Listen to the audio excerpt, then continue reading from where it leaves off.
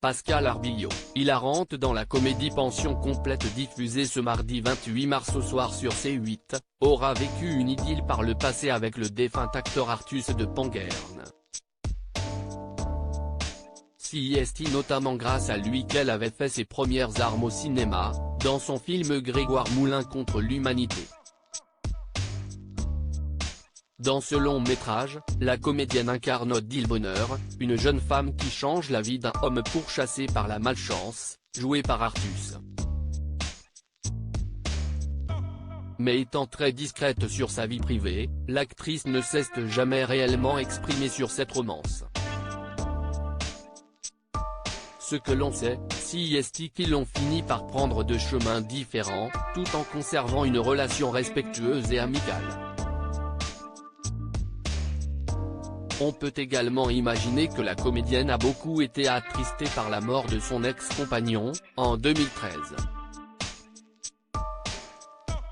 Ce dernier avait été victime d'un accident vasculaire cérébral, rendant ainsi son dernier souffle à l'âge de 56 ans. Les joies de la garde alternée. Il avait ensuite été inhumé au cimetière du Père-Lachaise, dans le 20e arrondissement de Paris.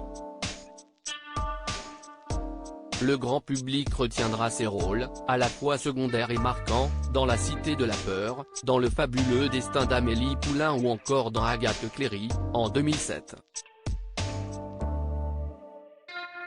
Juste avant sa disparition, Artus de Penguerne venait de jouer dans un dernier film, intitulé La fleur de l'âge et réalisé par Nick Quinn. Nul ne doute qu'il gardera toujours une grande place dans le cœur et les souvenirs de Pascal Arbillot.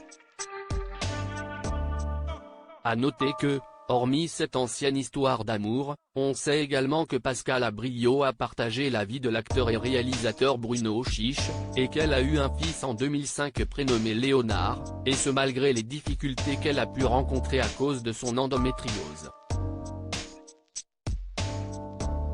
En 2010, elle faisait de rares confidences sur sa vie de mère pour elle, révélant notamment découvrir les joies de la garde alternée, et ainsi avoir la possibilité de faire la grasse matinée de temps en temps, tout en jonglant avec les disponibilités de la nounou et des emplois du temps de fou. Le principal pour elle étant que son petit garçon le vive bien.